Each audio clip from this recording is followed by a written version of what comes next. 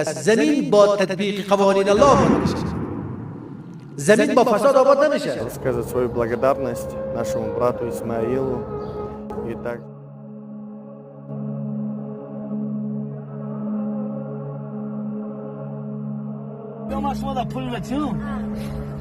در حق غریبا، در حق مهاجرو دعا کنیم که همین خداوند ساق سلامت هر یک برادرای ما در غریبی در شهر دور بر وطن ساق سلامت برگرد.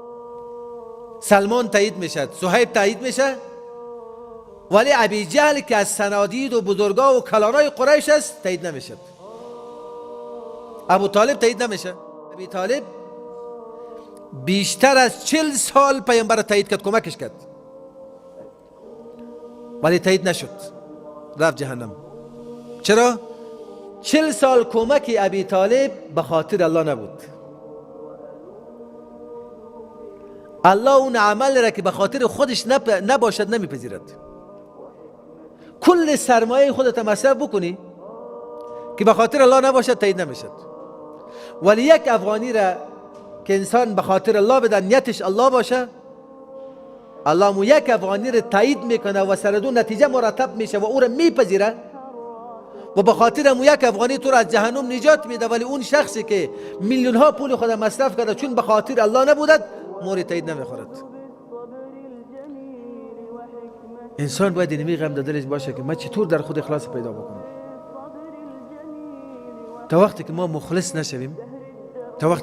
نشویم، امی آمدن تانیر دوستا خیلی متوجه باشین. از جاهای دور و نزدیک دوستا میاین و شاید کلیپ ها و سخنرانی ها از طریق واتساپ و یوتیوب و فلان براشون برسه، ولی وقتی در وجود انسان انقلاب به وجود میاره، تغییر میاره که انسان با اخلاص در اینجا قدم بگذارد، به خاطر الله بیاید،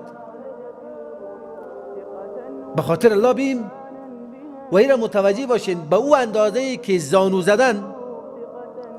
زدن 50% تربیت انسان ها توسط زانو زدن میشد. حالا یک نفر بگه گفت شیطان فریبش میده، خب برو بعدن باز کلیپش به دستت میرسه دیگه، حالا کلیپ برش میشنوی. نه، اینا متوجه باشین 50% تغییر و تحول وقتی در وجود انسان میاد که انسان بری در زانو بزند. چرا؟ در زانو زدن تواضع هست. ده انسان احساس نیاز میکنه، ولی من نمیفهمم، ما باید یاد بگیرم، ما باید موضوع درک بکنم، ما باید در زندگی من خود تطبیق بکنم. پس وقتی که انسان زانو میزنه به این معناست که در این تواضع هست، و انسانی که در او تواضع باشد او کسب علم میکند. علم یک چیزی هست که در وجود انسان متکبر داخل نمیشه. برای علم تواضع و کار است. به همین خاطر است که هر انسان مسلمان باید متوجه باشه اگر میخواهد یک چیز را یاد بگیره و در این تغییرات وجود بیاید، اولین شرط براش تواضع است که انسان تواضع پیدا بکنه. وقتی که سیدنا ابوبکر صدیق رضی الله عنه و عمر ابن خطاب و صحابه بزرگوار پیامبر صلی الله علیه و سلم از جانب الله مورد تایید میخورن، علت چیزی که در اونها تواضع وجود داشت، در اونها اخلاص وجود داشت. هر کدامشان کوشش میکردن. ببینید حتی این ان شاء الله در درسای بعدی باز تفصیلی میایه که زمانی که پیامبر صلی الله علیه و سلم از مکه هجرت میکنه به طرف مدینه میره، در گرمی روز در خانه سیدنا ابوبکر صدیق رضی الله عنه داخل میشه. اسماء بنت ابی بکر میگه ما متوجه شدیم که پیامبر صلی الله علیه و سلم در گرمی روز آماده یک گپ مهمی است. وقتی میگه پیامبر صلی الله علیه و سلم داخل شد، این طرف و طرف دید، یعنی یک گپی را میخواست به پدرم بگه، نگفت.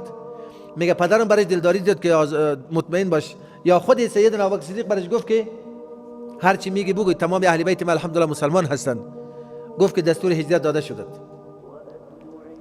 ابی بکر رضی الله عنه برای هجرت آماده میشد، برای این سفر مهم.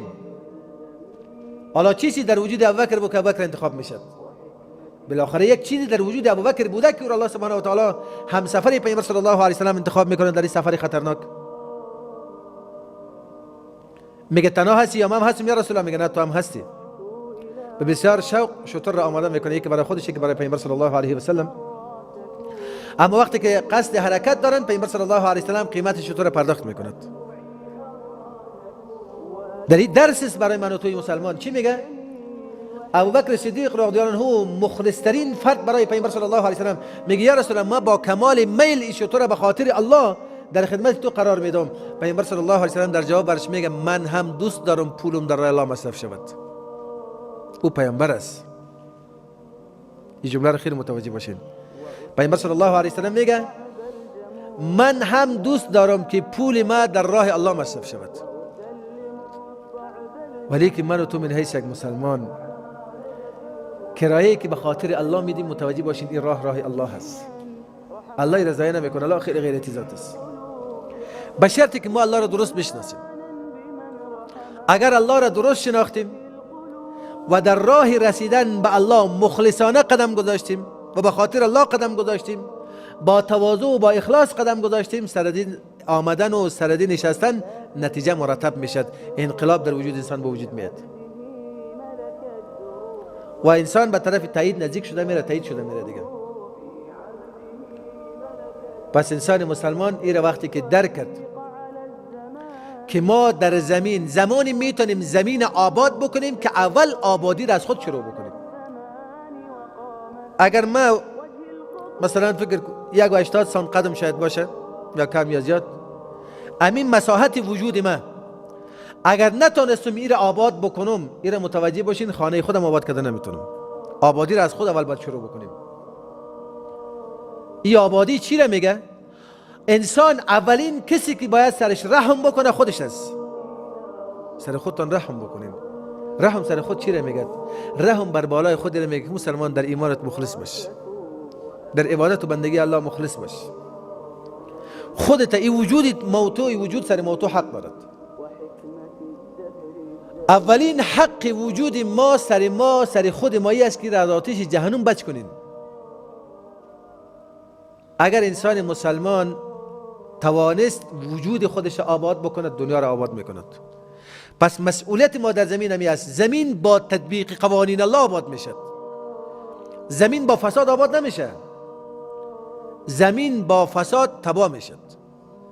در زمینی که فساد پیدا شود، نافرمانی الله پیدا شود، اطاعت از شیطان باشد، نافرمانی الله و فرمانبرداری از شیطان شد، زمینه تخریب زمین برابر میشه دیگه. زمین دیگه باز کارش خراب میشه. اما اگر کسی میخواد زمین آباد بکنه، سومین مسئولیت ما در زمین الله تطبیق قوانین الله در زمین است. پس هدف از خلقت انسان در زمین سه چیز است. اول عبادت الله، دوم خلافت زمین، سوم آباد کردن زمین. اگر انسان این را درک کرد و این را شناخت و این را متوجه شد، بازی انسان هدف خلقت خود متوجه شد. در عبادت خود مخلص باشه، در گفتار خود مخلص باشه، در کردارهای خود مخلص باشه، در رفت و آمد خود مخلص باشه، در نشست و برخاست خود اخلاص داشته باشه. ببینید وقتی یک انسان مسلمان به خاطر ملاقات برادر مسلمانی در یک جای میره و در این رفتن هیچ هدف جز رضای الله نداره، پیامبر صلی الله علیه و سلم میفرماید، حدیث قدسی است، الله میفرماید وجبت محبت للمتحابین فیه، لازم و واجب شد محبتم. الله میگه من این بنده را دوست دارم. کدام بنده ای را؟ اون کسانانی که محبتشان با یکدیگر به خاطر الله است. والمتبازلین فیه، بذل و بخشششان به خاطر الله است. والمتجالسین فیه، نشست و برخاست و مجلسشان به خاطر الله است. والمتزاورین فیه، زیارت رفتن یکدیگه شان به خاطر الله است. الله سبحانه و تعالی اینمی بنده را، این بنده را الله هم دوست دارد. پس ببینید سر نشستنی که به خاطر الله باشه، سر رفتنی که به خاطر الله باشه، سر دیدنی که به خاطر الله باشه، سر مجلسی که به خاطر الله باشه، سر این نتیجه مرتب میشد و این عبادت است. دیدن برادر مسلمانت، رفتن به دیدن برادر مسلمانت و به زیارت رفتن، این عبادت است. این وقتی میشه که انسان دین را درست بفهمد.